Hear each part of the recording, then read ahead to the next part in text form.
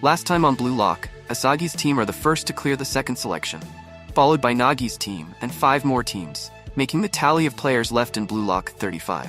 But while among the other teams Asagi sees familiar faces, he's shocked to find out his friend Kunigami not being among them. But before Asagi has time to process this, Ego make a shocking announcement that higher-ups of Japanese soccer want to shut down Bluelock.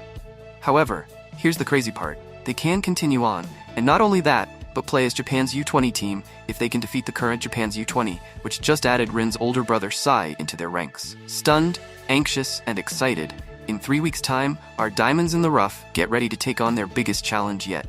The new season starts off in dramatic fashion, where we see a flashback of Rin and his older brother Sile on a soccer field. Rin is challenged to a one-on-one match by his older brother, and if he loses, their dream, of which we don't know about yet, is over according to Sai. Rin refuses to take part at first, but Sai doesn't listen to him and presses forward with the ball. Rin tries to defend, but in a swift action, Sai is already ahead of him with the goal wide open to him. At this instant, Sai questions Rin's training in the last 4 years and shatters their dream with an effortless goal. In the next scene, Ego receives a call from Bharat Suda of the JSU, who first thanks Ego for the large success of the upcoming Bluelock vs Japan U20 match, only to then mock his Bluelock full of strikers and their chances against Japan's finest U20. But Ego is unfazed and reminds him that Bluelock is going to revolutionize Japanese soccer. We then see Ego addressing all the remaining participants of Bluelock, telling them they will now compete to become the world's #1 egoist by taking on the U20 in 3 weeks' time. As the participants start questioning Ego about their chances against a team with proper team balanced in all aspects of the game, while they're all just strikers, Ego quickly silences them and starts announcing the names of the current top 6 at Bluelock. Rin the prodigy in first as expected, followed by some new faces. Meanwhile, Isagi listens anxiously, hoping his name will come up. The last player is left, and it is Nagi. Visibly upset at this, Isagi makes a face as if Nagi had eaten the pizza slice he was saving for later. Upon Mr. Mild-mannered glasses-wearing model's question regarding how the ranking is based, Ego answers that No. 1 and 2 are the only 2 who managed to score against the World 5, and the rest are based upon their performance thus far, evaluation by the World 5 and by Ego's arbitrary whim. Ego then goes on to explain the criteria for selection for the team that will play the U20, that being the top 6 made into 3 pairs, while the rest decide which pair they want to team up with to make several 5-member team combos. Each of these combos will then match up against each other. However, only the top 6 will be safe, while the other players on the losing teams will be removed from Bluelock. Furthermore, Bachira is announced as the No. 7 or runner-up and will get to play twice. Ego then sends the top 6 to another room and addresses the 29 remaining participants. He tells them the key to passing the tryouts is assertion and coexistence, and to think of the top 6 as lowly stepping stones towards their path to glory, and even the top 6 can drop out if they flunk the tryouts. Immediately after that, a timer shows up with 24 hours on it, which is the time the rest of the participants have to decide which top 6 duo they want to team up with. We then see the large dining hall of third selection, where the former Team Z boys are seen munching down, especially Ayagaguri, who takes full advantage of them having access to the whole menu for that night by getting everything, but freaks out over Gagamaru for taking a piece of his dinner as if he had stolen his inheritance. The boys then remember the rest of Team Z that couldn't make it past second selection, especially Kunigami, but Shigiri quickly reminds them they don't have time to worry about others when they could all be facing the same fate if they lose to the U20. The former Team Z boys then discuss which duo they want to team up. Bachira asks Asagi if he'll join Rin or Nagi. Asagi remembers what Ego mentioned about assertion and coexistence, and wonders which of the 2 would be the best option. In the top 6 VIP room, Mr. Four Eyes tries to be chummy with Nagi, while Antenna Head and Rin get into their own version of greeting each other. Ego then appears on a screen in their room and reminds them who they are and that they are here to transform Japanese soccer. Meanwhile, Isagi, not being able to decide which duo, begins to lose his mind. Baru politely asks him to stop doing that. Baru tells Isagi he won't grow as a player if he plays with someone he knows, and he absolutely does not want to play with Nagi, aka Mr. Hassel. Baru then motivates Isagi in his own way and leaves. Nico shows up and the 2 discuss the matter with joining the right team, with Nico in favor of joining the duo that lets him play his own style. Nico then asks Asagi to exit the bathroom because he doesn't want anyone seeing him washing his forehead, leaving Asagi wondering what he has to hide under there. Asagi is then seen sat in front of a giant screen contemplating which team he should join, when Ryo shows up. The 2 discuss how both of them want to stay on the same level as Nagi and don't want to fall behind. The next day has arrived, and teams are being announced for the final assignment. Isagi decides to join Rin's team and sees that Bachira did the same, while Baru and Nico join the same team, and Ryo joining Nagi's team. Isagi realizes this is his best shot at making his place amongst the best, and show what he is truly made of as he walks out onto the pitch for his final assignment. Before the episode ends, we see Buratsuta, the special advisor to the Japanese Football Union, talking to Hoichi Seiji, the manager of Japan's U20, about crushing Bluelock. As the two grown men giggle like little girls at the idea of crushing Bluelock, we catch a glimpse of an unknown figure, who Buratsuta calls Captain. The top 6 guys are deciding on how to divide the 2 rooms available to them. Rin gives the first suggestion, which is he takes one room while the rest take the other, and gets immediately rejected, while Antenna Head and Radish Head try to settle it with Ego Rock, Paper, Scissors. Upon Spikehead's suggestion, they decide to point at the person who they don't want to share a room with, and everyone points at Rin, which means his original idea of him having a whole room is back on, which the others realize quickly and scratch the idea. In the end, it's Yukimiya, Nagi, Rin in one room, and the 3 Spikeheads in the other. In the second episode of Season 2 of Bluelock, after joining Team A, Isagi's first match is against Team B. As Isagi wonders who he'll play with and against, a 5-minute timer on the screen counts down the time to their decisive match. Titled, The Assassin and the Ninja, the second episode kicks off with the monitor screen going over some rules regarding this selection. Those being that there would be 5 matches played in total, with a 6-hour interval between each, and observing other teams' matches is not allowed to ensure fairness. Through a random selection process, the players for both Team A and Team B start getting announced. Team A's first being Nanase Nijiro, second being Hiyori Yo, and third being our very own Isagi Yoichi. Let's go! The announcement catches Isagi off guard, like he was a student who was caught dozing off and got his name called. Gagamaru and Igarashi seem to enjoy this quite a bit. Then Team B's players get announced, with the first player being Shiguma Kyohei, and the second being Saramadara Kairu. The last guy on Team B, who could it be? It's Shigiri Hyoma, the speedster. Facing off a friend who knows his game right off the bat, Isagi believes it to be a tough start. As both teams head to the arena through their respective gates, after putting on their uniforms, Isagi gets laser focused on the task at hand, thinking of even his teammates as rivals. Wait a minute! Buzzing with excitement, country boy Nanase introduces himself to Isagi, telling him he's in his first year of high school. Hiyori also chimes in to mention he's a second year, just like Isagi. As Hiyori is from the posh Kyoto, Nanase asks him, doesn't that make him an elephant instead of saying elegant? The 3 new teammates laugh that off, getting to finally breathe a breath of fresh air, as so far he had mostly only played with deranged egomaniacs who had as much unity and empath. The doors to the field open, where they are immediately met with the 2 top 6 of their team.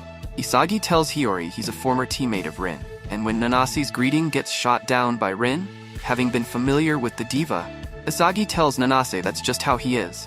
Meanwhile, Team B is here, with their top 6 duo, Karasu and Otoya, telling them to handle the rear from the start. Assertion and coexistence. Isagi remembers the 2 things Ego mentioned that he considered key to acing the tryouts with the top 6. The monitor screen then announces that the team to score 5 goals first wins, and the first match between Team A and Team B is finally underway. Isagi prepares to adjust to Rin and Shido's attacking patterns to make himself appealing in the team. As Shido leads the attack, he gets intercepted by Otoya quickly. Isagi reads the situation and makes himself open to a pass from Shido, who obliges happily. On the ball, Isagi uses the power of eyes, his specialty, and passes the ball to Rin. Taking advantage of the other team's first time playing against them, Isagi creates an unstoppable back-and-forth charge with Rin towards the goal. Seeing the line of the last pass that will lead to a goal, Isagi makes the pass but gets outplayed by Chigiri. Having cleared the ball, Team B begins to prepare for a counter when Shido announces, "My ball," and is already in B's box, all the way from the other half, surprising Isagi with his incredible speed. Isagi sees the place he needs to be in to make this play and moves into position for a pass. But with a stunning no-look-back shot, Shido makes it clear why he's the second best in Bluelock. While Shido scratches his face like a crackhead from the excitement of his goal, Isagi realizes this is that monstrous physical prowess that kicked out Kunigami. As the whistle blows for the continuation of the game, Isagi, frustrated by not having been able to become an appealing option yet, moves in to steal the ball from Shido. But Karasu immediately takes Isagi on and pushes him away from the ball, using his immense strength. lecturing Isagi he should focus on the weaknesses of his enemies rather than his strengths, since the probability of success is higher then. Karasu then exposes Isagi as being the weakest link of his team. Meanwhile, Shido charges in, but with lightning-fast step-overs, he dazzles the two, throwing off their balance, and with a final push, the number 3 of Bluelock, Karasu Tobito, breaks through and fires in a curler effortlessly. Isagi realizes the villain in front of him, whom he must conquer if he wants to succeed, as Karasu taunts him to rub it in. Hiyori, a former teammate of Karasu back in a youth team in Kansai, then warns Isagi about the assassin, Karasu, who analyzes his opponents and exploits their weaknesses, this time having picked Isagi as his target. Still here? Drop assassin in the comments to let us know. Hiyori then advises Isagi to let him attack his weaknesses while he pushes through with his strengths. Isagi finds himself agreeing with Hiyori and decides to fight with his strengths: spatial awareness, ball movement, and direct shot. While Shido thinks things are starting to get excited, Rin disagrees, and play starts again. Rin passes to Shido, who gives it to Isagi. Isagi realizes Shido was trying to use his and Rin's passing to score a goal himself, when Karasu catches up to Isagi out of the blue and blocks his pass route to Shido. Adapting to this, Isagi thinks about passing to Rin, but Karasu wedges himself between Isagi and the ball and steals it, completely outclassing him. Isagi finally understands the key to Karasu's play: his hands. Karasu's formidable style involves utilizing his hands to control the distance between himself and his opponents. As Nanase and Shido close in on Karasu, and the three begin to take the ball from him, in smooth, swift fashion, Otoya the ninja makes his way through enemy lines and gets behind Rin in an instant to take the pass from Karasu. Letting Karasu keep the ball and draw the enemy in, Otoya used this chance to score a goal. This is how Bluelock number 4, Otoya, aka the ninja, plays, who coincidentally is actually a ninja descendant too, according to Hiyori. While Hiroi and Isagi are in awe of the terrific assassin and ninja duo, Rin is unimpressed, as usual. Play resumes, and Isagi runs next to Rin for a pass, but gets blocked by Karasu. Rin then passes to Hiyori, who begins to imitate the play Isagi had done with Rin earlier flawlessly with his superior passing. As Otoya blocks Rin's path, while Shido moves in on the right for a pass but gets seen by the lightning-fast Shigiri, Rin halts, calculates, and takes the shot. It's a goal, right through Otoya, Shido, and Shigiri, baffling them with his blind shot, which he orchestrated by using Shido's movement as decoy and waiting till the keeper's view was blocked. The ninja and the assassin acknowledge the monster in front of them, Itoshi Rin. While Isagi gets frustrated at not making any impact on the game and thinks about how he could change that, Shigiri reads the frustration right of Isagi's face like an open book, admitting that such had been the case for all the non-top 6 in the match thus far, including himself. Realizing that the non-top 6 were merely pawns to the top 6, Shigiri prepares his focus to not lose his calm and do what he can in the moment. Play resumes again, and Shido has the ball with Karasu already on his case. Chirigi understands that he won't get the ball in the center where the more agile Otoya was already present, so kicking into top gear in the open space, Shigiri sprints along the right wing, dashing forward to create a pass opening like a locomotive in top gear, leaving Isagi in the dust. Karasu sees Chigiri's intentions and lofts the ball to him. Shigiri receives it, but Rin, having anticipated this, is already in position to defend against him when Shigiri sees the ninja bursting forward to an opening and passes it behind Rin to Otoya, who makes the score 2-3 with an impeccable finish. Isagi gets frustrated by Chigiri, who, using the assertion and coexistence method, was able to create new possibilities for his team's attack pattern and made himself acknowledged before him.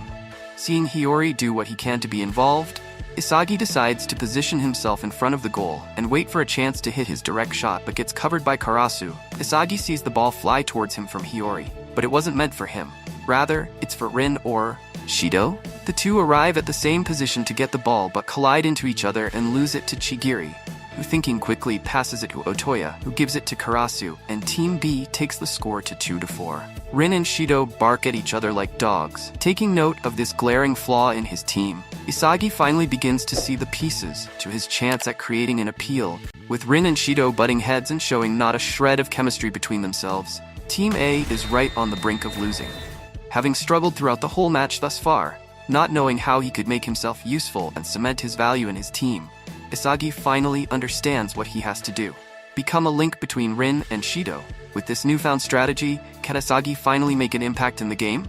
And can he do so in time before his team and hopes are eliminated? We find out that and more in Episode 3 of Bluelock Season 2. Having been the very best of the best by playing soccer just to score goals for themselves, Rin and Shido clash together instead of cooperating and linking their games. Not having any options, Isagi decides to go with it after all. The whistle sounds and play resumes. Rin tries to redo his previous back-and-forth play with Hiyori again, but Otoya is not too keen to let that happen and blocks off Hiyori's pass to Rin. That's when Isagi calls out to Hiyori for the pass. But Karasu won't just let that happen and cover Isagi. As Isagi struggles to lose Karasu, Nanase pounces forth. Knowing he can't possibly match with the Rin and Shido, Nanase analyzes Isagi's movements to support Rin. Believing that something could be made from this play, Isagi slips away from Karasu, avoiding his specialist hands, and onto the receiving end of the through pass from Nanase. Sensing a goal at hand, Isagi thinks about where to take this play. Not seeing an easy shot at the goal from the spot, with Chigiri in the way on top of that, Isagi thinks about passing it to Rin. But Otoya sees this immediately and gets in front of Rin to prevent that. At the same time, Shido calls Isagi asking for a pass. Thinking of it as a simple 1-2 play from Shido, solving his Chigiri problem with it too, Isagi passes to Shido expecting a pass back, which would result in his goal. But the number 2 of Bluelock, having a different plan in his mind, pivots right at the spot by leveraging from the Team B defender present there, and fires a spinning banana shot from that position, leaving everyone stunned. As Shido declares himself the strongest in the box, Isagi wonders why he even thought he would be getting a pass from that ball hog in the first place, while also realizing potential new playing styles, now that Nanase is on the same page as him. Play resumes again, and Karasu finally starts seeing Isagi as a threat. Thinking about crushing Isagi before he becomes lethal, Karasu starts dashing towards him. Rin comes to Isagi's help, kinda, because he then tells Karasu to come at him, leaving the dead body Isagi alone. Taking the bait, Karasu and Rin face off. As Karasu tries to get past Rin by assessing the distance with his hand, Rin deflects it by lifting his elbow. Not seeing any way of getting past Rin, Karasu thinks about passing it to Otoya, whom he could see in his field vision up ahead. As Karasu steps back to position himself for it, Isagi slides in out of nowhere, completely catching him off guard. Oh my! And steals the ball from Karasu. With Hiyori and Nanase reading his movements, Isagi plans to dominate the midfield with this trio. Pursuing the counter at full throttle, the three move forward, passing it amongst themselves. Hiyori meets Chigiri on his way, forcing him to make a pass there. Predicting that Hiyori would pass to Shido, who would move in towards him for it, Isagi figures out the area where he needs to be. The area which Shido would be leaving behind, the area right in front of the goal that will allow him to both score and subjugate Shido simultaneously. Seeing Isagi's plan, Hiyori delivers a beautiful pass over Shido to Isagi. Finally about to realize his moment that he had waited for the entire match, Isagi leaps to collect the pass, but he falls short just by a few centimeters. His physical capabilities had failed him. Although keeping up mentally, Isagi could not compete with those around him physically, and the realization crushes him. The ball lands in a free area, and Otoya wastes no time clearing it. It's a loose ball, and both Rin and Karasu charge towards it. But Rin is able to keep Karasu at bay by grabbing him and getting a clean hit on the ball. Rin makes the score level. Isagi had breathed a new life into Team A, and Karasu doesn't like that too much. While they were able to coexist better, the deranged egomaniac side of Isagi still doesn't believe he was playing the soccer he wanted to play yet.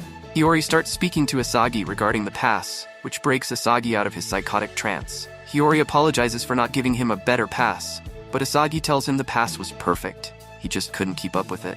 Hiyori then tells Isagi that perhaps he should stop seeing, thinking, and then acting on it, and instead just try sensing as he moves.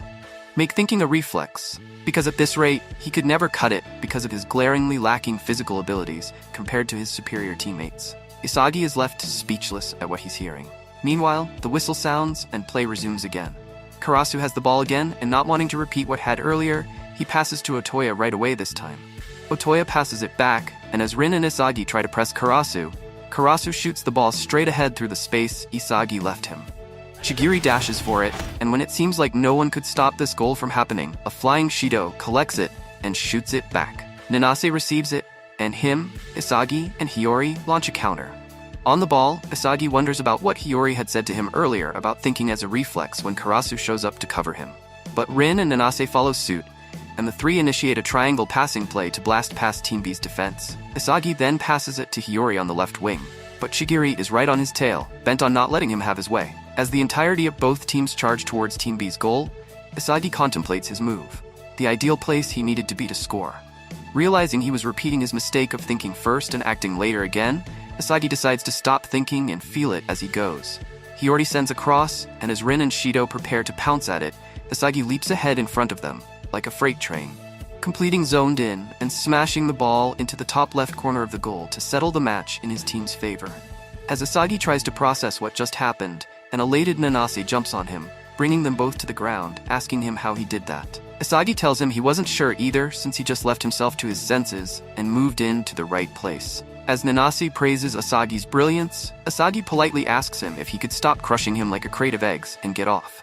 Shido comes up to them and praises Asagi too, while Mr. Too Proud to actually admit it, Rin complains to Asagi for stealing his goal, acknowledging him in his own way. Meanwhile, Ego calls what Asagi did stepping foot in the mechanism of a miracle. We fast forward a little bit and Team A's next match is against Team C, whose last player to be announced is Ryo. As Ryo looks on at the screen, thinking he finally made it to a place where he could play alongside Nagi again, on the other side at the top 6's waiting area, Mr. Four Eyes brings Nagi his jersey, telling him it's time. Overflowing with excitement for the match at hand, Nagi tells him, "Let's do this!" Bluelock additional time. Shigiri asks Otoya the all-important question. Is he actually a ninja descendant? Otoya confirms this and, upon Shigiri's request, shows him his ninja art. At the beginning, it looks like he's actually about to perform some cool ninja technique, but it's just a kabedon, aka the act of fiercely slapping the wall next to a woman to woo her. Karasu joins the two, interested in what they're talking about, but regrets it after Otoya uses him as a subject for his quote-unquote ninja moves. Last time on Bluelock Season 2, despite trying his best, Isagi still was not able to make an impact on the game. But after taking Hiyori's advice of thinking as he moves, Isagi finally breaks past his slump, surpassing the two geniuses on his team in that moment, and scores the final match-winning goal. Desperate to prove to Nagi that he is worthy of playing alongside him, Ryo locks in for his match. Will he be able to do as he hopes? Or will the two giants from Team A crush him before he could manage anything like that? We find out that and more in this episode. Having excelled effortlessly at everything he ever did thus far, Ryo knows there are things even he might not be able to do. Determined to show Nagi how much he's changed, he tells him to keep his eyes on him. Titled Chameleon, Episode 4 kicks off with Isagi and Nanase sitting in the review room, analyzing Isagi's goal. Isagi explains that he was reacting while thinking and moving at the same time, saying he hadn't really made such complex movements before. Hiyori enters the room and joins in the conversation, saying he didn't think Isagi would score either, and thought that either Rin or Shido would get his cross. Isagi asks him about his advice to him earlier. Hiyori elaborates with an analogy of the falling bricks game, where initially the blocks fall slowly and so you can switch shapes in time, but gradually they fall faster to the point where you don't have time to first think and then act. Hiyori compared that pace to that of playing against Rin and Shido. Furthermore, adding that pro players of the block game learn to gather available information, think about it, and put it into action by processing all that at incredible speeds. Soccer was similar to that. Isagi gets Hiyori's point. He had in that moment been able to know where everyone was, what they were doing, what his weapons were, and where the pass was coming from. Hiyori says it was Asagi's speed that had improved due to this focus of his. Nanase adds that meant Asagi's hardware. In other words, his physical abilities had improved. Hiyori affirms, comparing it to your phone service going from 4G to 5G. His hyperfocus had put him in a trance-like state in that moment, Asagi believes. But the ever-humble Asagi shows modesty by saying that happened because both of them were there. Nanase confesses that he could not keep up with Rin and Shido, but could do so with Asagi. Asagi thanks him for doing that, as that led to an increase in options available to him. Hiyori thanks Isagi because his goal gave the two an opportunity to show their worth in the team. Thrilled by luck finally favoring them, the three get hyped up. Isagi believes he could aim much higher if he somehow manages to master his new trance-like skill. The three then tune in to catch the second match between Team A2 and Team C1, live. Kickoff. Determined to prove how much he had improved since he last saw him and cement his place alongside him, Ryo produces a brilliant curling pass to Nagi. But the tallest high school soccer player, Ishikari, had other plans and headed it clear with ease for a counter to Rin. Shido, surprisingly, doesn't get the pass from Rin after calling him a long bottom lashes jerk. Instead, Rin passes it to Igaguri. Excited at the thought of being part of a counter with the best of Bluelock, Igaguri finds his path blocked by Ryo. Unable to decide who to pass it to, Igaguri panics and passes it to Shido after he threatens to crack open his monk's skull. Seeing that the ball will fly over him, Shido cuts past Gagamaru for the ball, but the highly athletic, unorthodox Gagamaru impresses by executing a reverse back heel kick midair, passing the ball to Bluelock number 5, Yukimiya Kenyu. It's Bluelock's number 5 versus number 1. Yukimiya, demonstrating flawless use of drag scissors, which misdirect your opponent by shifting their center of gravity while you dribble past at max speed, leaves Rin behind in the dust. Confidently declaring he's the best in all of Japan when it came to one-on-one plays in soccer. Interested, Shido challenges Yukimiya up next, but by forcing his power and speed, Bluelock number 5, the one-on-one emperor, Yukimiya Kenyu blasts past Shido too. With his path blocked by both Igaguri and Ishikari, Ryo yells desperately at Yukimiya for a pass, but instead Yukimiya takes a mid-range shot right from there. Initially it looks as if it's way off, but then it slowly starts curling in, changing its trajectory. A gyro shot, Ryo calls it, but the glam man Ryu anticipates this, and gets in place to stop it, when all of a sudden Nagi bursts out of nowhere, controlling the ball with his genius touch, and hurls it into the goal to score the first goal of this match between Team A2 and Team C1. Seeing the extraordinary chemical reaction between the two geniuses, Ryo feels perhaps Nagi had outgrown him at this point. His bored buddy, who he used to pass to, had reached a point he could no longer chase after. The realization that perhaps it was time to let go begins to kick in for Ryo. Team A2 has the ball. They push for a counter. Ryo frustrates over how he's supposed to compete against the top 6 with his all-round specs that can't go above 99%, while the top 6 all have certain attributes far exceeding 100%. Meanwhile, Rin glides past him with ease, passes it to Ishikari, taking advantage of his tall stature, who heads it to the other lumbering tower of their team, Ryu, who then heads it back to Rin again, and Rin scores. Ryo frustrates over how he was supposed to compete with these monsters. Meanwhile, Rin and Shido go at it like an old married couple because Rin didn't include Shido in his play on purpose. Wanting absolutely nothing else but to be the best striker in the world was what drove these egomaniacs to shine so brightly. Ryo, on the other hand, had a very successful life waiting for him back home. He could lose here and still accomplish a lot in life by taking over his father's business. But going back to that boorish hell was the last thing he wanted.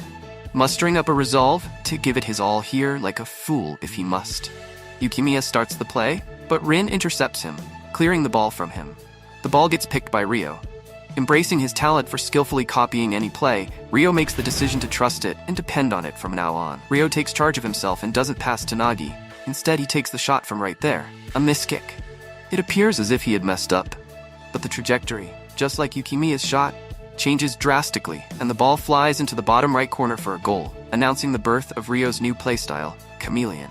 Watching the match live, Asagi calls this Ryo's answer to survive in Bluelock, his ability to deftly pull off plays. While Nanase is in awe of Ryo's ability, Hiyori points out its most obvious weak point, which is that it can never best the original play. Asagi finds himself agreeing to Hiyori, as other players' physical attributes like height and speed can't be copied, meaning Ryo still needed to develop his new skill more. Back at the match, Team A2 managed to beat Team C1 5-3. Although still not at the same level as that of the top 6, Ryo finally sees a silver lining in the form of his new ability, which he needed to work on to get there. Nagi walks up to Ryo and praises his new ability, calling it something very Ryo-like. Ryo tells Nagi, but that was still not enough, that he wait till he becomes something that would force him to chase after him. Wait till he fits the criteria of what Nagi wanted from soccer. Nagi takes Ryo up on this challenge and leaves Ryo, who makes up his mind that he would get what he wanted no matter the cost. Meanwhile, Itoshi Sei, the older brother of Rin and Japan's soccer superstar, goes to meet with the chairman of the Japanese soccer board and the manager of Japan's under-20 team. Unaware of who they were, Sei asks who the beer belly and incompetent fool in front of him were. Adding insult to injury, Sei then starts berating Japan's under-20, especially trash-talking the forwards, labeling them incompetent nincompoops covered in puke. Disappointed by the team he was supposed to captain, Sei pulls out of the upcoming match. Before he leaves, however, the chairman plays his final card. He tells Sai that he could pick any overaged player, any legend he wanted, basically any player as long as they were Japanese. This excites Sai, who tells him that in that case, there was an idiot in Bluelock he wanted to play with. Last time on Bluelock Season 2, after finally getting a chance to play by Nagi's side again, Ryo showed Nagi how far he's come by awakening his new play-copying ability, the Chameleon. Meanwhile, at the threat of leaving Bluelock, Itoshi Sei sets a shocking last-minute condition, which is that he gets to pick any one player from Bluelock. Who could this mystery player that caught Sei's eye possibly be? And how will this affect the rest at Bluelock? We find out in Episode 5 of Bluelock Season 2.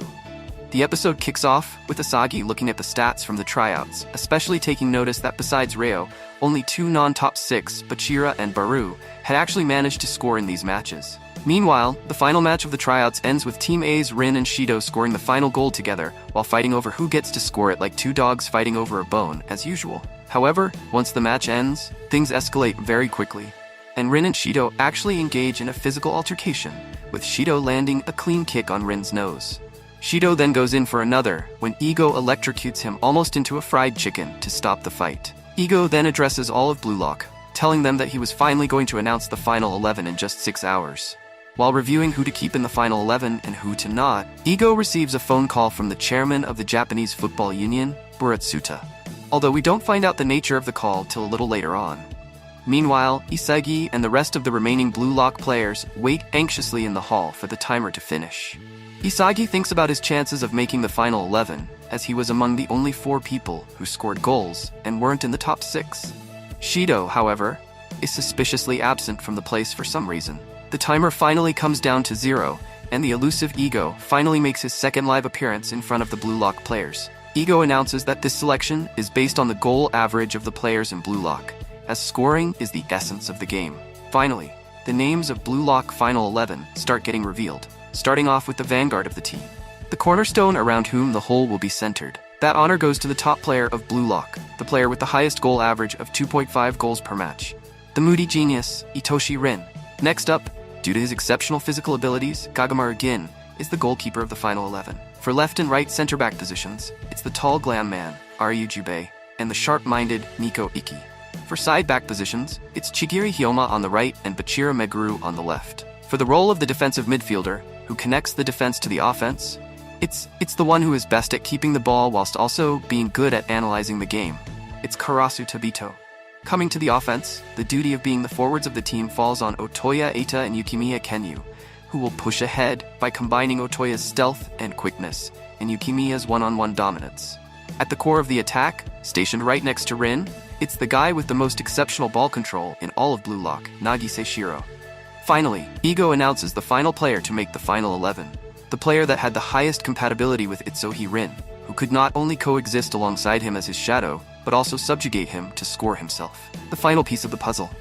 It's Isagi Yoichi. Isagi is over the moon at making it on the team, while others who couldn't do so look on in frustration and anger, especially Baru, who looks like he could erupt like a volcano any second. Yukimiya then asks the question that was poking everyone's mind. Why isn't Shido in the team? Ego answers that due to Shido's extreme ego, he would be detrimental to a team based around Rin, and so he planned to keep him in reserve as a joker card that he would only use if he had to substitute Rin. Although that has since changed as Ego discusses Buratsuta's call from earlier, finally. As Ego begins to tell them about Sai's condition, we see Shido strapped up in a confinement room somewhere like Hannibal Lecter when Sai comes in. Sai tells Shido he'll set him free, but in exchange, he had to go give him his ego and go berserk for him on his team. Shido starts laughing, eerily similar to a psychopath at this. Bro's only a football player. Back at Bluelock, Ego finishes telling them about Sai's drafting of Shido. Hearing this ticks a serious nerve on Rin.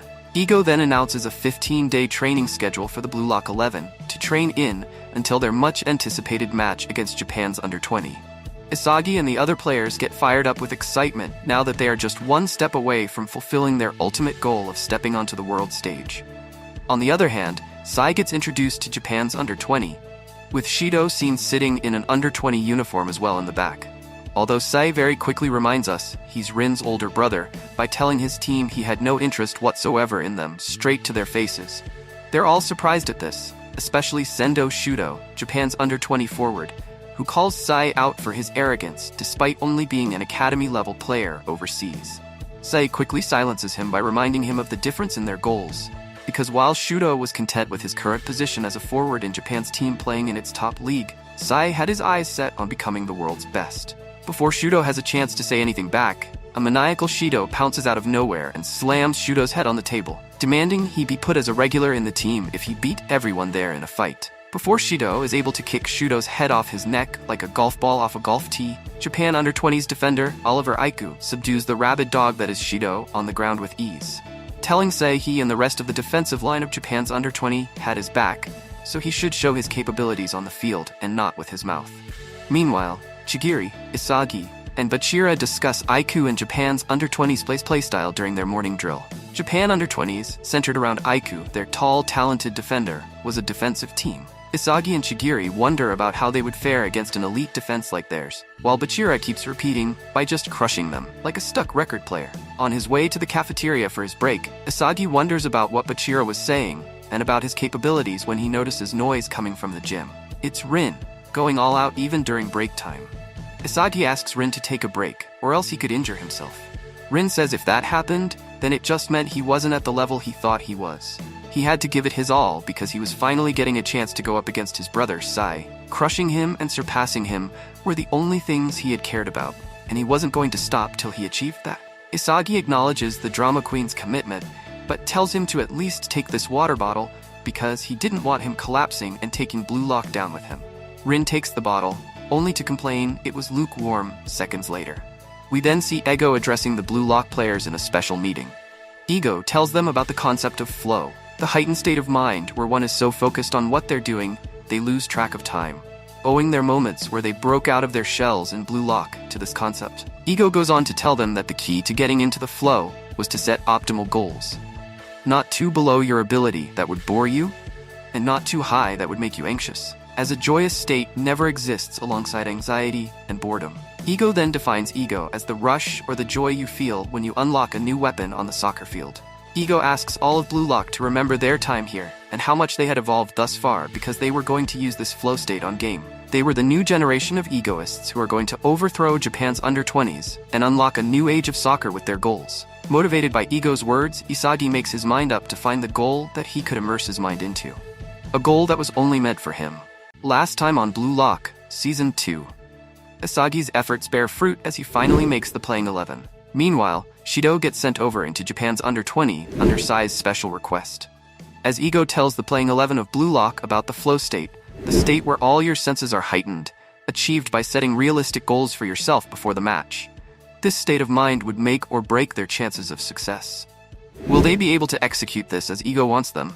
And will Isagi be able to find the opportunity to score the special goal he wants? Stay tuned and find out in episode 6. The episode kicks off with Sai returning from his training when Oliver Aiku, the captain of Japan's under-20, meets him in the hallway. Aiku tells Sai that Shido had gotten into another fight with their star player, Sendo, and now Sendo was refusing to play as long as Shido was on the team. Sai doesn't really care at all about this. However, to the Japanese under-20, Sendo was their best player, and his not playing discouraged their chances far too greatly. If that were to happen, the match would be forfeited due to the absence of a complete team as they would not play without Sendo. After Sai asks Aiku what their demands were, Aiku asks him to play the match without utilizing Shido to win. Sai asks if the JFU had put him up to this, but the heterochromatic captain says it was mostly just him wanting to see what kind of beast the Wonder Boy Itoshi Sai really was. Sai agrees to the offer, but like the diva he is, he doesn't shake hands on it, turning the tables on Aiku by saying it was actually he who would be testing them. The 15-day training period had finally ended. Bluelock 11 had poured their hearts and souls out in training their bodies and minds for the big day, and it was finally here at last. The boys get up and start their day like it was any other, following their daily routines, although something was definitely different.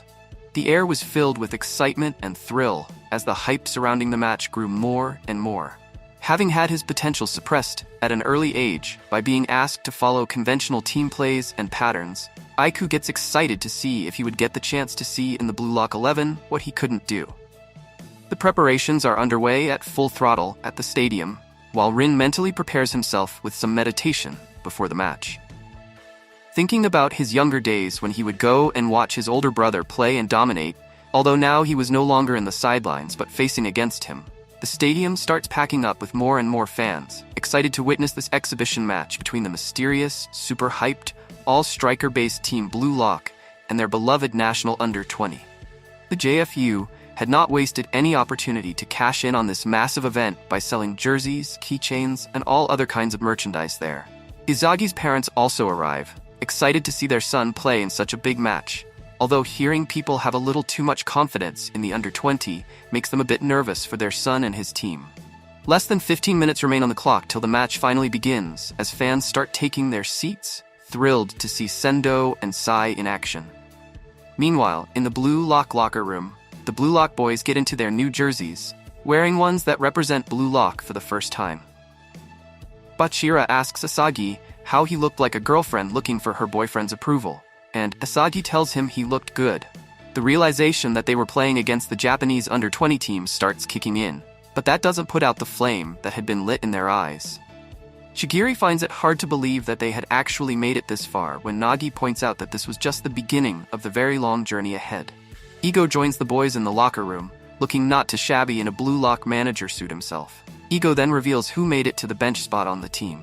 Raichi, Hiyori, Tokimitsu, Reo, and Buro, and even Igarashi all managed to land a spot there. As Ego tells them to be ready to jump into the game at any moment, Igarashi stands frozen with excitement as if he had won the lottery or something over making it onto the bench. Ego then shows the boys the lineup for the under-20, with a very peculiar thing about it, that Shido was missing from it. Ego then tells the team the time to show Japan and even the world what Bluelock was truly capable of was finally here. Rilling them up by telling them to win this match and carve a permanent positive impression of Bluelock onto the entire world, telling them to remain focused and bold and do everything they could to win this match. Arriving at the walkout tunnel, Bluelock's players notice the Japanese under-20 already present there.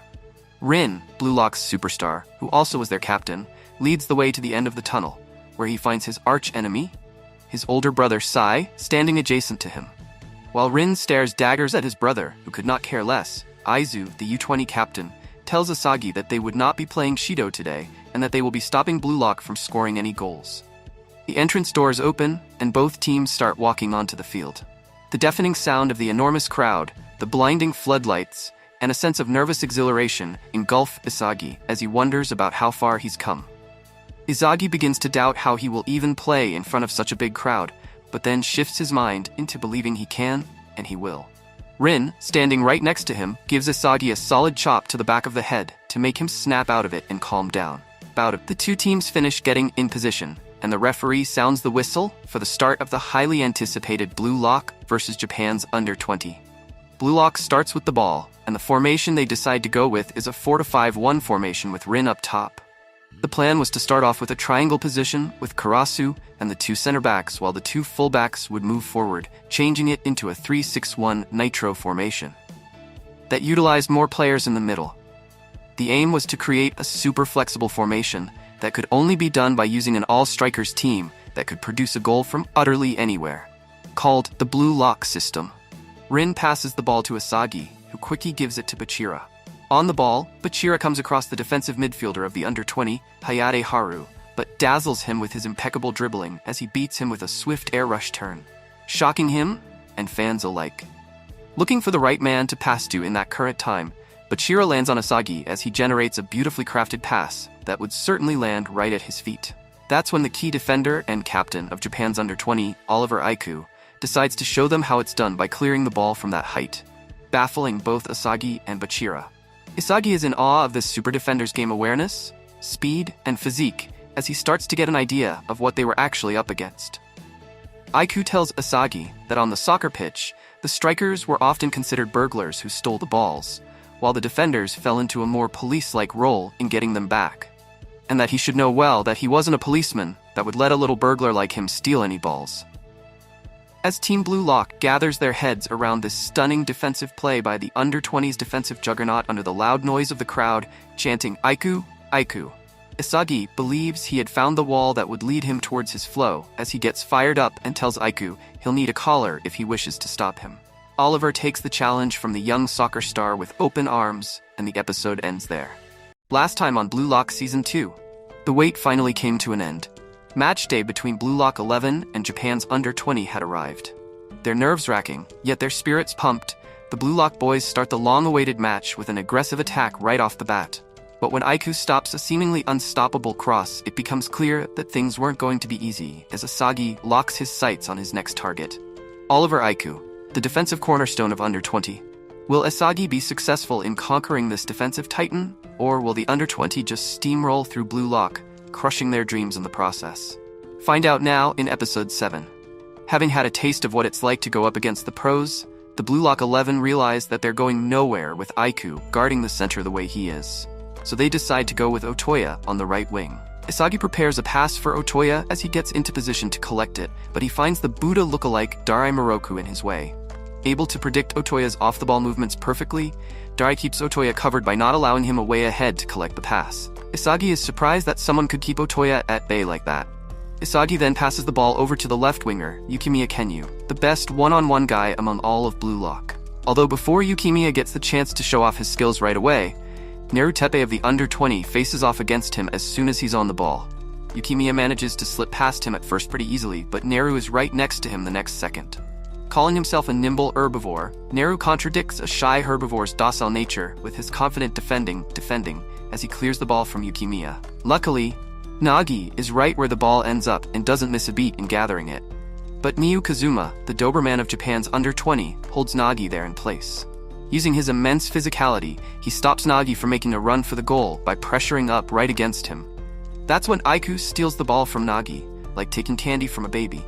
And with that, Bluelock 11 finally gets a real picture of what the under-20's Iron Wall Quartet was really like. Aiku passes it to the last man Bluelock wants to see on the ball, Itoshi Sai.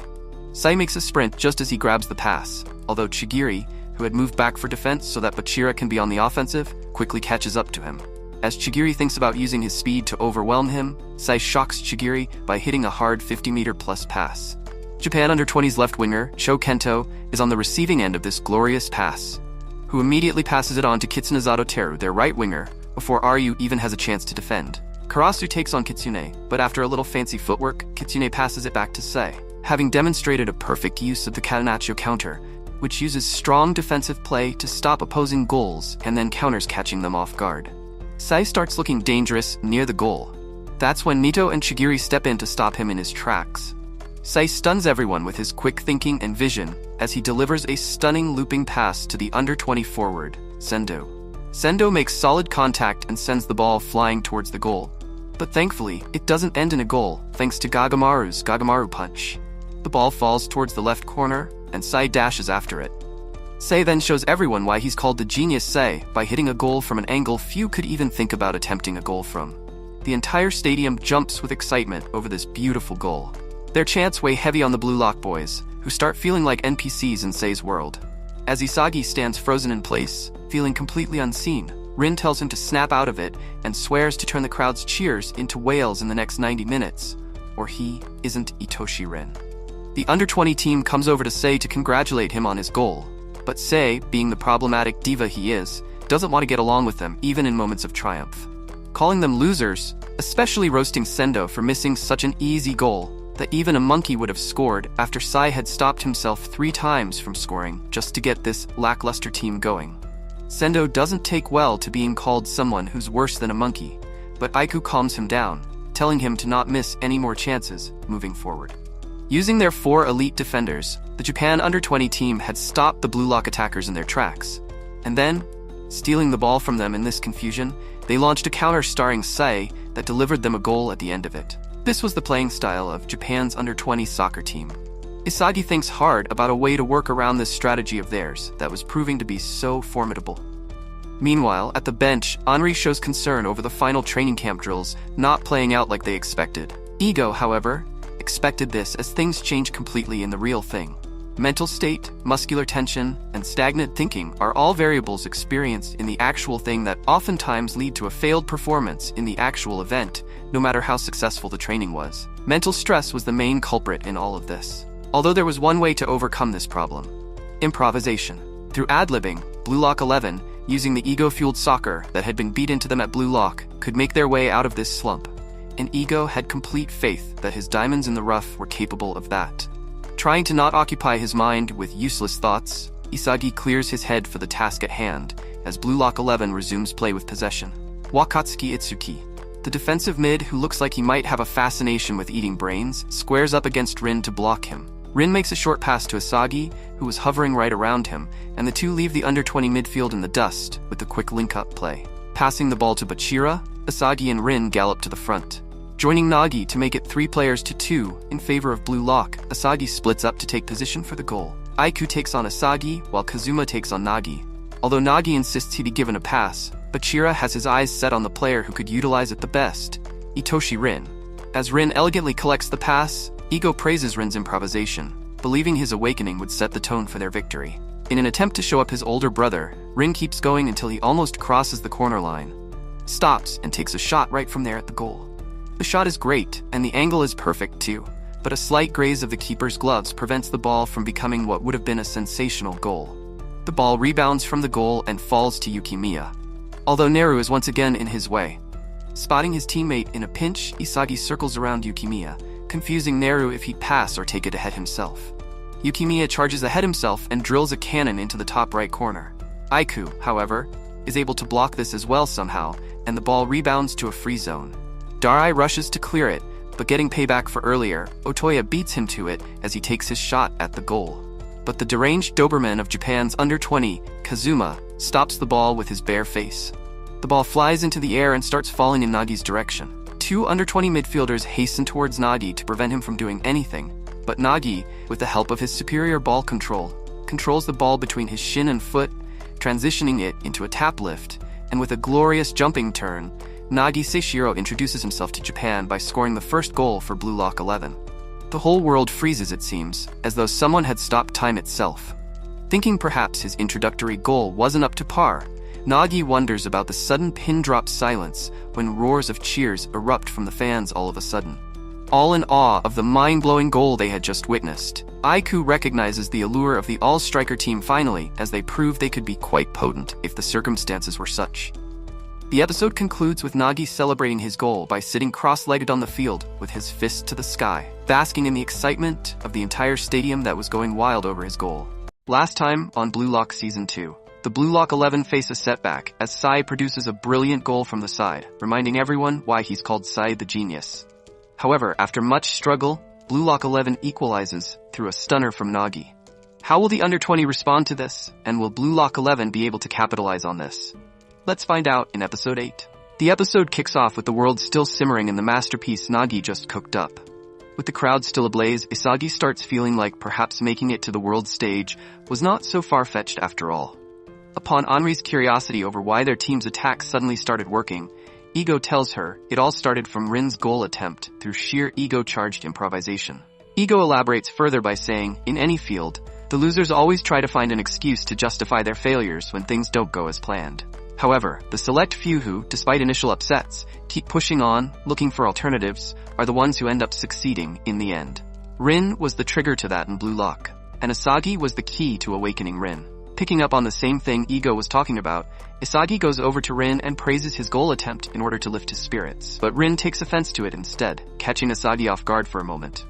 To Rin, everything was bent on scoring the goal. Whatever he did prior to that was irrelevant if it didn't end up in a goal, no matter how impressive it was. Rin also points out Isagi's ego, reminding him how he himself split halfway to find a goal for himself. This constant tussle of trying to get one over the other was what drove them, what made their dynamic work. Isagi agrees with Rin on this, and gets even more determined to find his special goal. 30 minutes have passed, and the game resumes again at 1-1. It's the showdown between the brothers. Finally. Rin has his emotions on full display as he tries to take the ball from his cool, quiet older brother. Using Rin's tackle against him, Sei executes a block and turn flawlessly, although Rin is able to read this just in time to hang on. Barely.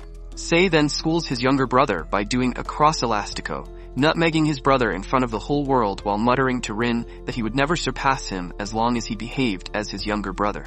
With the first round of the battle between the brothers awarded to Sei, the under-20 launch a big counter led by him. However, over at the defensive end, Nico, Bluelock's censor, who with his vast field vision could predict and prevent enemy advance, stands waiting.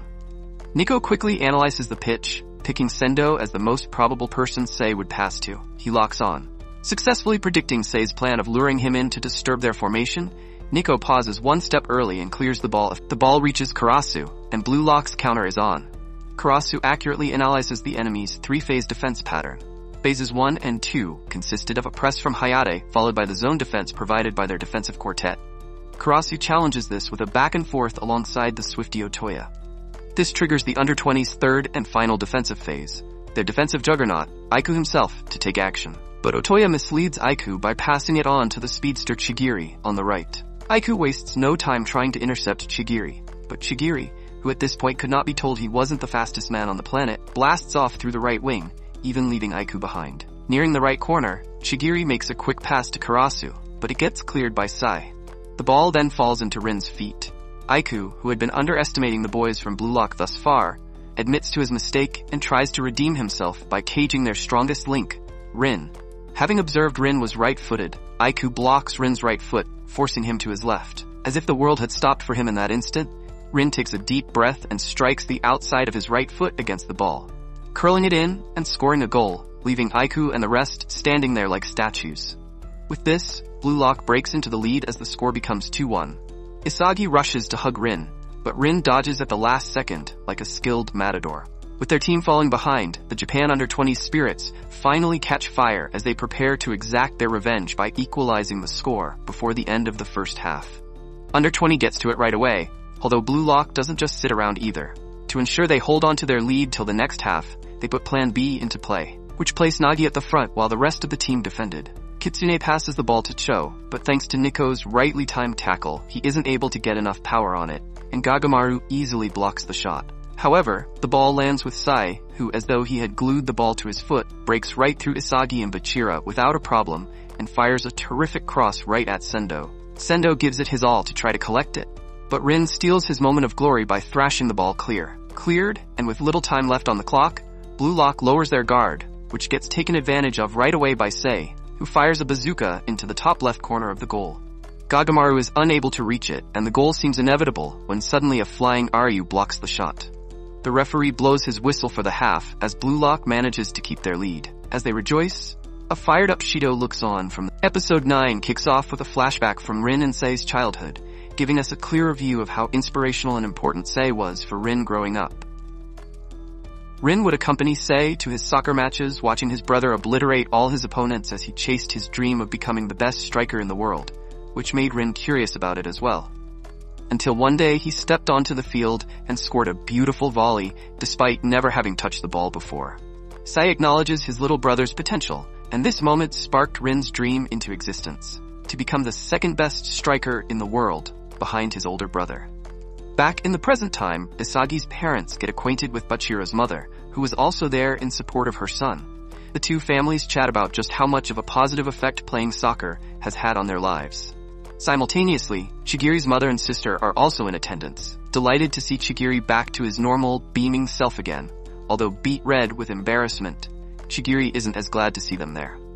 Meanwhile, Buratsuda, the special advisor of the JFU, pins the Under-20s manager against the wall for the subpar performance shown by his team thus far, demanding they shape up and make sure to win this match using any means necessary. At the Bluelock locker room, Ryu boasts about his glamorous block, while Reo and Nagi share a brief yet warm moment.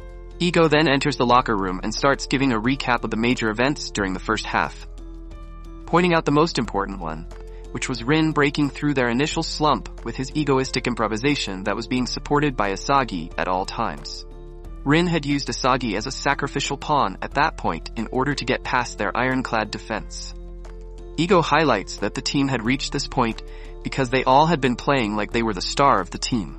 However, that didn't mean they could take it easy from this point on. Igo breaks reality over his team by telling them they had achieved nothing yet. So they needed to continue their main character approach moving forward as well, and keep trying until the very end. Keeping the formation as is, Igo leaves the room, telling the boys to seal the deal now. Isagi resonates with Igo's words and vows to prove himself in the game just like Rin. On the other hand, the atmosphere in Japan's Under-20 locker room is the polar opposite of Bluelock's. In shambles, the team seeks Sei's input on strategizing their game plan moving forward. But Sei, who is busy moisturizing his face, stuns them by saying he is leaving the game. That was his deal with Aiku. If the team can't keep up with him, he will leave the game. Sei rubs it in further by calling them a lackluster defensive team while praising Bluelock, who were headed in a far better direction and showed greater potential. Aiku baits Sei, tempting him with his wild card, Shido, who was raving to be let loose on the field. Sei decides to give them another chance, tempted by the possibilities of playing with Shido. Around the same time, Rin sits alone in the locker room, with Sai's words still bouncing around in his mind. Rin thinks back on old times. Back when he was a little kid with a simple dream of becoming the best striker in the world alongside his brother. The brothers grew stronger together every day, getting closer and closer to their goal. Sai then got scouted by one of the best soccer clubs in Europe, Royale. The two brothers share a heartfelt moment together the day before Sai had to leave for Spain. promising his older brother he would become the best in Japan to get scouted just like him. The two siblings give each other their word to meet on the world stage as the best in the world one day. Seeing his brother off to better opportunities, Rin pledges to himself to do his best to follow right behind his brother. He carries his brother's team to countless victories. And everything seems to be going well until one day, during a late-night practice, Sai suddenly shows up. Rin welcomes his brother back joyfully, although Sai doesn't express any warm feelings upon seeing his younger brother again after so long. Having experienced the world now, Sai tells Rin he was going to update his dream of becoming the best striker in the world to the best midfielder. Stunned by what he was hearing, Rin corrects him and tells him there was no point in becoming the best midfielder. Sai considers Rin's behavior immature, as he hadn't been out there like he had, as the two brothers get into a heated argument over it. We arrive back at the moment from the very start of the season again, as Sai challenges Rin to a one-on-one, banking their dream of becoming the best strikers in the world on it. What happens next is a brutal dismantling of Rin's hopes and dreams at his brother's own hands as he closes the chapter on their shared dream with a single goal. Sai tells Rin to quit soccer if he only played it for him, calling him an eyesore and a pain in the neck for him. These words from his older brother, who meant everything to him, really take a toll on Rin, as he thinks about giving up soccer itself at first, but then gets engulfed in severe bitterness and rage as he swears to get revenge from Sai for stomping all over what he held so dear. Time for the second half is here, as Asagi tells Rin to let's go. Walking onto the field, Rin spots a stimulated Shido as Ego ponders how exactly Sai was going to utilize the uncontrollable force that was Shido when even he couldn't handle him. Stay connected, like and subscribe for more fun recaps on one and only Endless Recaps. Last time on Bluelock Season 2, through a glimpse into Rin's turbulent past with his older brother, Itoshi Sai, we get a clearer picture of the source of Rin's determination and grit. The second half is about to begin as Shido finally makes his way onto the pitch. Stay tuned for an action-packed thriller in episode 10. The episode kicks off with a little reunion between Rin and Shido, where the pair exchange some pleasant words with each other as usual. At the same time, Asagi realizes that the game would change drastically now with Shido's inclusion. Reflex, flow, or whatever he would have to rely on, brimming with determination, Asagi vows to end up on the score sheet no matter what. The second half is finally underway, as Shido makes it clear right from the start he was going to be playing his way, even if he had to go against his own teammates. Sai and Shido execute a problematic synergy between each other right from the get-go, kind of like how Rin and Isagi operate, and with Sendo also chipping in to provide assistance, their attack grows even stronger. Sendo's pass lands right in Rin's zone as he blasts the ball as soon as he makes contact. It's a curling pass, headed right for Shido, who wastes no time taking flight in order to ready himself for a monstrous volley. However, before Devil Boy has a chance to go through with it, Nico, who had predicted this outcome already thanks to his exceptional vision, fouls Shido midair. This decision lands Nico a yellow card, although it also saved them from a goal. Shido gets ready to pounce at Nico for fouling him, but gets stopped by Sai, who advises him to focus on the game instead of throwing his career away over a mere skirmish. Meanwhile, Nico breaks down the newest threat to them, which was Sendo's part in the Sai-Shido dynamic. By changing his playstyle to accommodate Sai and Shido, Sendo was proving to be a tough read even for someone with perception abilities as sharp as Nico's. Getting up, Nico experiences a sharp pain in his ankle, but insists he is fine and will continue playing, as despite not making it as a striker, he has started to like having the power to crush them instead. It's the under-20s free kick, which Shido believes he should take, as his foul landed them the free kick. That's when Sai asks Shido if that really was the best course of action he could take to ensure his goal. Shido changes his mind, coming up with some other plan thanks to Sai's advice.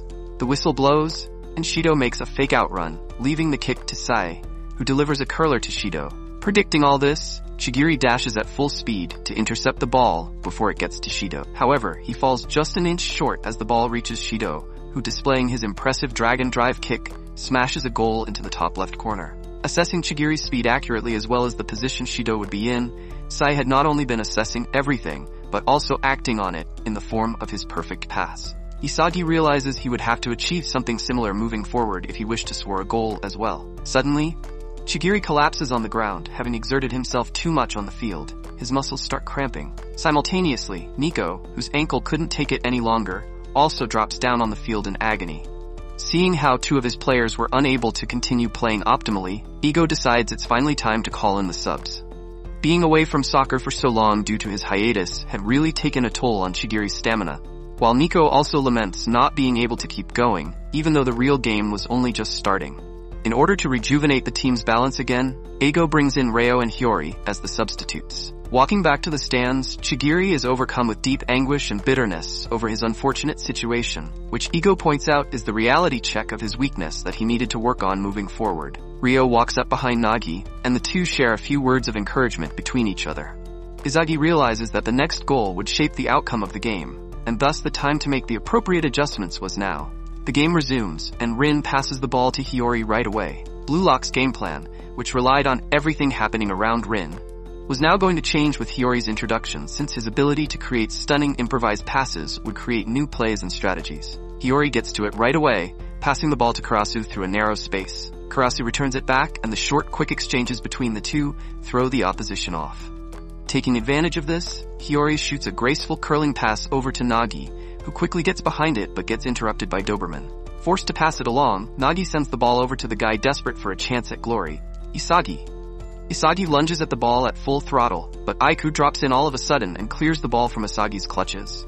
Even though he moved first, Isagi gets beat to the ball by Aiku and his superior agility, reminding Isagi he wouldn't be able to do anything in Aiku's territory. The ball ends up with Sei, and Bluelock straightaway anticipates a pass to Shido. Ryo, who had up till now been studying the opposing team's defense and tactics, was brought into the game by Eigo specifically to lock Shido up.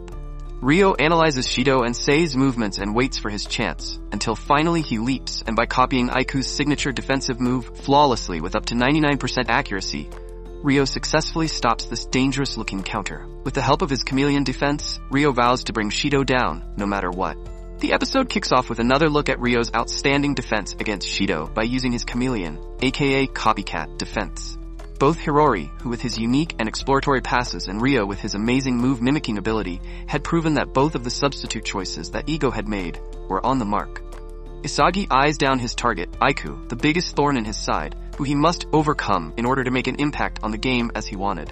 Enthralled by the way Sai was making him play, Shido gets giddy about how much more he could do, as Sai tells him to settle down and focus on scoring goals. Tactics and teamwork were all irrelevant to someone like Shido, whose sole aim in the game was to sustain himself by scoring multiple goals. His game perception was so tuned in and advanced that even with his back turned to the goal, he could still aim as if he were facing it. The whistle blows, and the game continues. Shido gets the ball, and with every cell in his body quivering to score, Shido begins his run, but gets blocked by Ryo right away. Ryo had copied under-20s Doberman's blocking style near to perfection and successfully managed to subdue Shido as a result.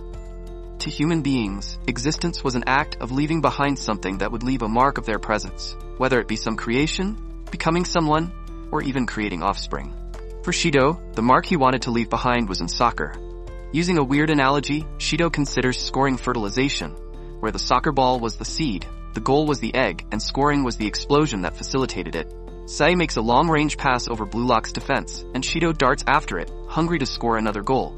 However, Gagamaru, acting quickly, heads it clear over Shido. Shido frustrates over this unlucky play for a moment, and then suddenly, everything becomes still for him. As if the ball was still with him, Shido feels tingling in every crevice on his body, as he starts feeling like he could see a goal this far out from the goal. Shido then takes flight, as if the devil with his wings, and with a stunning mid-air bicycle kick, blows everyone's minds off by scoring the goal that takes Japan under-20 ahead of Bluelock on the scorecard. Eigo recognizes this strange state Shido had entered immediately. It was the flow state. Ironically, the first one to exhibit it was on the enemy side. Shido jumps atop Sai right after scoring his stunner, acknowledging him for getting him in the state he was. Sai quickly slams Shido on the ground like a taekwondo black belt and tells him to score a hat trick before becoming so chummy with him. Meanwhile, Isagi looks in disbelief and envy over what Shido had just managed to accomplish, the flow state that he had so desperately been chasing after all game. Sai and his challenging passes had pushed Shido up to a point where he had to enter the flow state, and he did just that. Back at the stands, Henri expresses her concerns with Eigo about the direction in which the match was heading and asks for his plans moving forward, to which Eigo replies he has none. However, before she could reply, she got cut off by Isagi, who was there to ask for Eigo's guidance in their tough spot. Eigo tells Isagi that Bluelock had already won. He elaborates that, with the performance they had put up tonight, Shido and Rin had basically cemented a spot on the Japanese national team already, while all the other skilled players who had shown their worth in different ways were also going to be picked up by big-name universities and domestic leagues. None of that mattered to Isagi, however, because to him and his team, the future wasn't as important as winning right here and now. And so Isagi, brimming with ego, orders Eigo to guide them with a plan that would help ensure that. Eigo gets convinced and puts his final plan into action, which was to sub in Baru. Baru enters the game as the final sub for Bluelock, replacing Otoya. Everything that had happened so far went just as Eigo had planned, although even he couldn't predict just how fired up his team would be to win. Isagi plans to drive Baru into his strong zone to increase his chance of scoring while also trying for it himself. The game resumes, and Hiyori passes the ball to Isagi. Hayate tries to steal it, but gets beaten to it by Baru, who had been acting on the tactic Eigo had given him, devouring Isagi. Baru tears through enemy defense as he finesses Darai using his chop dribble. Isagi demands the ball from Baru, but Baru refuses and blasts the ball towards the goal. It hits the post with a loud bang and rebounds over to Yukimiya. Realizing it's now or never, Yukimiya quickly shifts into 5th gear as he dazzles through opposing defenses using his pace and dribbling. Using his opponent's bodies as cover, he executes a flawless demonstration of the La Croqueta at full speed. He then pinpoints his target on the goal, but the Doberman gets in his way. Thinking quickly, Yukimiya then picks a spot on the left and shoots the ball outward. It appears as if it's going to miss when suddenly it starts curling in aggressively. Yukimiya wonders if he was experiencing the flow state as his gyro shot seemed unstoppable. Then, out of nowhere, a flying Aiku clears it at the last second, stunning everyone. Isagi and Bluelock look on in disbelief over what he just pulled, while Aiku, feeling as if his defensive eyes could spot any danger, starts exhibiting flow state characteristics himself. Stay connected, like and subscribe for more fun recaps on one and only Endless Recaps.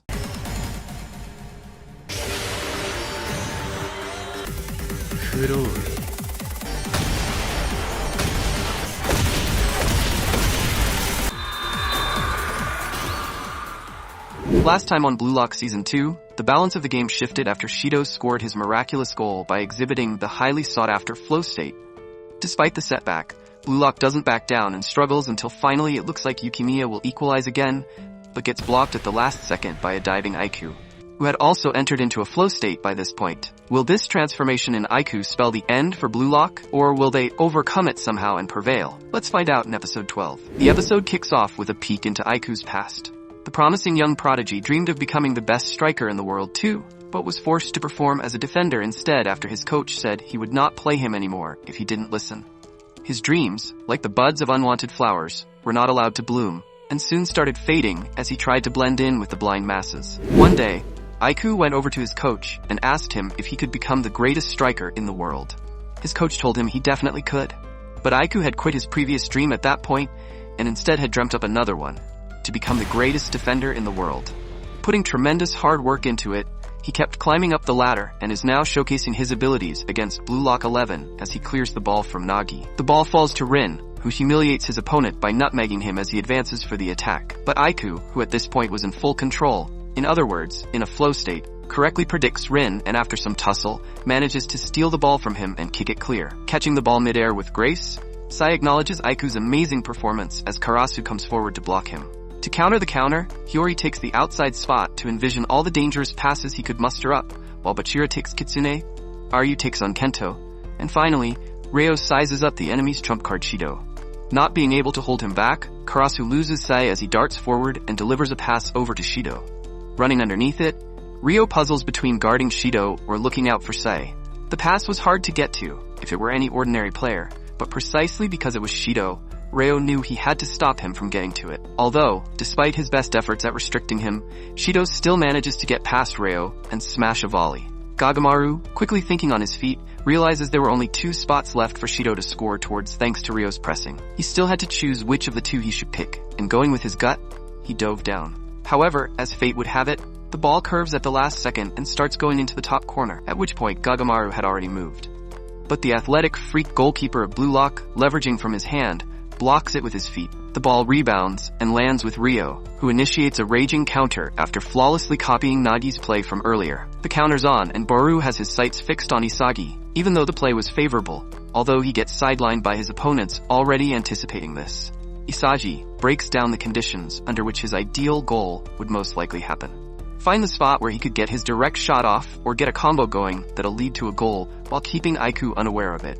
With the aid of Karasu and Nagi, Asagi's chances of finally scoring increase monumentally as he runs ahead for Nagi's pass, with Aiku out of the equation as well. Things look good, but that's when the last man he wanted there shows up, Itoshi Sei. Sei presses Asagi along with his hopes of scoring. However, unwilling to back down now, Asagi pushes hard to prevail and get his foot on it no matter what. But a slight shove from Sei changes all that. Now off his balance, Asagi can't land a convincing kick anymore. That's when he spots Rin and passes it over, entrusting it all to him now. But Aiku was already aware and on Rin, making it difficult for him to maneuver. All of a sudden, Baru comes roaring in like a feral beast, while two defenders try desperately to keep him back. He steals the ball from Rin to execute a super sliding shot goal. The teams both level, and the arena goes wild. After being sidelined by the under-20s defense for going after Isagi, Baru changed up his tactics a bit, and instead started focusing on the plays Isagi was creating. Furthermore, Rin and Isagi's highly synced up play helped him predict Rin would be there, leading to the goal. The prolific, self-serving scorer then gets a yellow card from the referee for taking his shirt off, earning the nickname Strip King from Nagi in the process as well. Isagi realizes that the goal was only possible because of everyone's efforts, which he considered a team-wide trance state. That was the final piece of the puzzle that Bluelock needed to succeed. Sei advises their manager to have faith in his team and not ruin the spark they had going on by bringing on subs, while Aiku offers some encouragement to Sendo, emphasizing the battle was not yet over. Aiku, who had made up his mind to not bloom himself now, was thinking about offering a helpful hand if a striker worthy of being the best showed up. But they would have to surpass him before that, as he secretly hopes Bluelock would. Before the final curtain drops on the episode, Rin vows to score before the match is over. This was his story, and he wasn't going to end it before he had crushed his brother. Episode 13 kicks off with Rin being bitter about Asagi getting all the limelight, especially after his last play. On the other hand, Asagi was basically thinking the same about Rin, how he was the team's core, and the last play was a success because of him. Moreover, getting the team back into that trance-like state would also be essential, because another goal like the one Baru scored was unlikely. Both Rin and Asagi make up their minds to best each other in the time remaining and score their goals. The rest of the team gets amped up as well about going all out to ensure victory in these final 15 minutes of the game. While, on the other side, Sei instructs Shido to let loose and wreak carnage. The game resumes again, and Sei decides it's finally time to take his game up a notch. As if he wasn't playing seriously at all before, Sei starts running through Bluelock with his dribbling seemingly out of this world now. Even Rin fails to stop him as he soars past him, leaving him behind in his dust. Rin is frustrated over how far ahead of him his brother had gotten when they used to be toe-to-toe in terms of skills back when they played together. Refusing to accept this reality and adamant about crushing Sei, Rin also kicks into final gear, charged by the drive to outshine his brother. Trying to emulate his brother, who had the same blood in his veins, he bursts behind him while analyzing his play. Utilizing a form of passive counter-dribbling, opposite to what natural-born dribblers used, Sei relied on logic to minimize his enemy's threat and create an optimal goal. Having witnessed his brother's soccer philosophy from the very start, Rin names it the art of beautiful destruction as Sei continues to break through Bluelock's defenses and towards the goal. Shido, who complimented Sei's method of play, was picked precisely because he would, in return, make Sei the best midfielder in the world. Rin tries putting himself in his brother's shoes to figure out where his vision was. Sei reaches Ryu, who desperately tries to figure out if Sei would dribble past him as well. Sei uses this confusion and shoots a perfect curling cross over to Shido at the best possible spot to enable a goal. Shido unleashes his kick, but all of a sudden Rin jumps in his kick's trajectory and takes it right on his head. Shocked, yet amazed by how much he was willing to shift his gameplay for the sake of winning, Isagi believed Rin was capable of beating his brother now. The whistle for continuation of play blows, and Reo makes a long pass to Nagi. Rin's evolution through the game gives the rest a path, as well as Bluelock mount a counter with a 5-man attack. With Bachira fitting in as the final piece of the puzzle, Isagi could envision the goal, but then Baru showed up. Bent on going after him solely, he starts attempting to steal the ball from Isagi as he tries to resist him. In the midst of this tussle, Bachira takes the ball and engages in his own counter. Deciding to stop thinking and let his dribbling loose, he bedazzles the enemy with his incredibly high-paced dribbling, followed by a fake roulette. Bachira then comes up against Aiku, his toughest challenge yet. he bounced the ball, pretending to kick it but instead lofted it over Aiku's head with his smash monster lift. Then, in a battle of who gets to the ball first, Bachira taps into his monster flow state as he nudges the ball right before the keeper, sending it gently towards the goal. However, out of nowhere, Sendo pounces at it and clears it at the last second. Stepping his game up as it demanded like a true star, Sendo vows to change Japanese soccer himself as he announces his updated dream of marrying a Hollywood actress. The game's intensity soars to new heights as Rin initiates the under-20s counter now. Kitsune attempts a goal, which Reo deflects. The ball finds Sendo, who wastes no time sending it back towards the goal. However, Baru and Nagi prevent that from happening, suffering mild concussions in the process. The ball then lands at the most dangerous player, Sei's feet, but Asagi is already there to stop him. Sei calmly passes the ball over to the captain and defensive juggernaut of the under-20, Oliver Aiku, who quickly smashes the ball for a goal. All hope seems lost at this point when suddenly Rin dives in front of the shot and rescues the day. Realizing he was the only one who could stop his brother, Rin gives up on his scoring desires for the sake of victory for the time being, and instead focuses on besting his brother. With just 5 minutes left on the clock, the game was heading towards a climactic finish, as both teams refused to give any less than a 100%.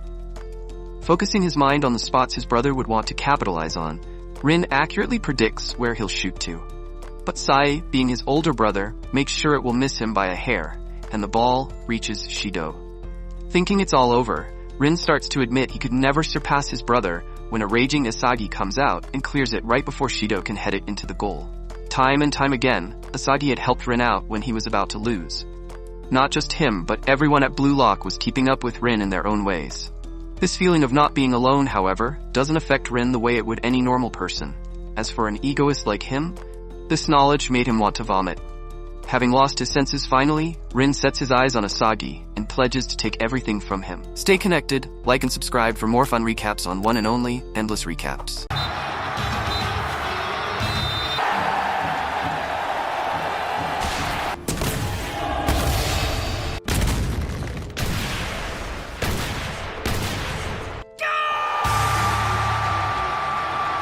Last time on Bluelock Season 2. As the game heads into its final phase, Sei decides to kick into full throttle as he starts single-handedly running through the entire Bluelock team. Rin, knowing his brother best out of everyone, becomes the final defense for Bluelock as he completely changes his playstyle for the sake of winning, saving Bluelock on multiple occasions. After Asagi clears a nail-biting clincher from Shido, saving Bluelock's neck, Rin finally loses it as he shifts his mind towards annihilating everyone, rather than just his older brother. Will Rin's new ambitions and Bluelock succeed? Or are Sai and the under-20 still too much of an ask for him and Bluelock? Stay tuned to find out in the season finale. The final episode kicks off with Rin going into complete berserk mode, with only 2 minutes now left on the clock. The whistle blows, and Hiyori thinks about the next best possible pass that will produce a goal when Rin rushes past him, tongue out and his mindset locked in. His first victim is Neru, the beady-eyed U20 defender known for his quickness. Rin fakes Neru towards the left and quickly changes up by moving to the right, which puzzles him as he crushes his first target. Next up is Darai, the under-20s tattooed monk who specialized in getting behind his opposition. Rin passes the ball to Asagi and asks for a return pass right next to Darai. Darai tries to get behind him, but suddenly finds himself unable to do so because of Rin's hand on his shoulder, preventing him from shifting. Down half of the under-20 defensive quartet, Rin comes across the brutish Kazuma, aka the Doberman, who used his superior strength to subdue his enemies. Rin decides to face the Titan head-on, openly inviting him to use his physical abilities against him. Kazuma does exactly that, but gets caught off guard as Rin brushes beneath him, using his force against him, and successfully beats him as well. Ego claims that Rin had now entered the flow state as he, contrary to his brother's style of beautiful destruction, forced his opponents to bring out their best moves and used those to crush them with. Aiku, using his internal analyzer, sees how much Rin had leveled himself up in such a short span. He tries to weigh his chances of stopping him, but gets shocked when he isn't able to predict where Rin was going with this attack. That's when Shido comes charging out and starts pressing Rin, slowing down his speed. Aiku starts seeing the odds of them holding him down here rise up to 50%. Bent on crushing everyone, Rin runs steadfast towards his goal, while Aiku secretly hopes he would show him the potential of being the next best striker. Rin performs a flawless shoot feint then quickly reverts to his right to take the shot. IQ, despite falling for the feint, still manages to pounce back and stick his foot out to block the shot but misses. The ball storms through, but unfortunately ricochets off the right post. Sei catches the rebound and lets out a sigh of disappointment at, in his opinion, the half-heartedness shown by his brother. With just 1 minute of additional time added to the clock, it's a race against time now, literally. Sei starts what could possibly be the final counter of the match and starts doing to Bluelock exactly what his little brother had previously done to his team. He beats a charging, raging Baru first, followed by the elite touch of Nagi.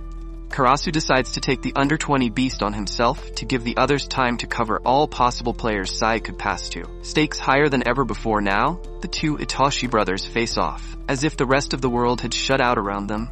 The brothers could only hear each other at that point. Sei repeatedly disregards Rin's abilities and potential as he finally sticks the final nail in the coffin by calling Rin out for not being able to play soccer without using him as a driving force. Stuck in his brother's shadow his whole life, Rin makes up his mind to break out of that as he reminds himself of who he was. The star egoist of Bluelock, Itachi Rin. Their matchup finally begins, and the two brothers go for each other's throats from the get-go. Neck and neck, and with the odds looking like they could end up in either one's favor, the brothers duke it out. Then, all of a sudden, as he attempts to beat Rin with a behind-the-leg back heel, Sei gets left dumbfounded as Rin finally manages to one-up his brother by getting his foot on the ball and clearing it. The ball soars over the heads of the under-20 defense, with even Aiku not managing to grab it. It seems out of reach of everyone but one. One player can be seen chasing restlessly after it as he gets in range and leaps for a volley. It's Asagi, the relatively average member of Bluelock, now moments away from the ultimate glory. Asagi rips a cannon loose with this kick as he sends it flying towards the goal. Time seems to slow down as the keeper extends his hand out to block the shot. He is unsuccessful, and Asagi's super direct shot clutch goal settles the debate regarding who'll win this highly anticipated exhibition match. Bluelock beat the Japanese under-20 by 4-3 as the whole world practically loses it over the sensational goal Asagi had just scored, with even Ego clenching his fist, showing more emotion than he had before. Asagi gets dogpiled by the entire Bluelock team while Shido goes up to Sei, questioning his decisions in the last play. Sei justifies his actions by saying that him taking the ball through and handing it over to Shido was the only possible option they had left with such little time left on the board. Shido calls this a mistake on Sei's part and considers it his goal, racking his tally up to 3, which was the condition Sei put forth to exchange their social media. Aiku walks up to Asagi to congratulate him. Asagi had 3 things he needed to accomplish in order to get his goal in: get into Aiku's blind spot, reach a spot he could take his direct shot from, and believe Rin's trance state would devour Sei. He had been looking for all 3 conditions the whole match, and once they finally aligned, he got his goal. Aiku takes his glove off and shakes Isagi's hand, admitting defeat and congratulating Bluelock on their victory. Meanwhile, Sei goes up to his brother and tells him he was wrong about there being no worthy striker. As Rin's eyes glimmer with hope that his brother had finally acknowledged him, that hope quickly shatters as Sei names Isagi that striker who could change the future of Japanese soccer. Asagi then gets pushed into an interview where he hesitates, finding it difficult to find any words at first. But after getting asked about his aspirations moving forward, his entire demeanor changes, and he answers boldly that he wants to win the Under-20 World Cup up next. Asagi then changes his answer a little and says he wants to lead Japan to victory in the World Cup. A little later, as the boys are freshening up in the locker room, Ego enters. He congratulates his diamonds in the rough first and foremost, and then goes on to say their journey wasn't over yet. He planned to create the best striker among them who would lead Japan to victory in the World Cup, so they better brace themselves for that. As he leaves them amped up for the future, Henri then hypes the boys even further by allowing them to stuff themselves at tonight's feast. As they follow her to the dining hall, Asagi pauses and goes up to Rin, who'd been quiet all this time. Asagi tells him he couldn't have accomplished his goal with his help in subduing Sei and calls the goal a shared one. Rin shuts Asagi up and tells him he was now his rival and should prepare himself since he was going to be out for his blood. Asagi takes the challenge head on, as it sparks excitement within him as well. Simultaneously, Ego gets approvals from the world's top brass in soccer and decides to set in motion the Bluelock Project's Phase 2, Neo-Egoist League. Right before the episode concludes, we see a mystery man with a flower tattoo on his neck, declaring to put Bluelock in their place. Stay connected, like and subscribe for more fun recaps on one and only Endless Recaps.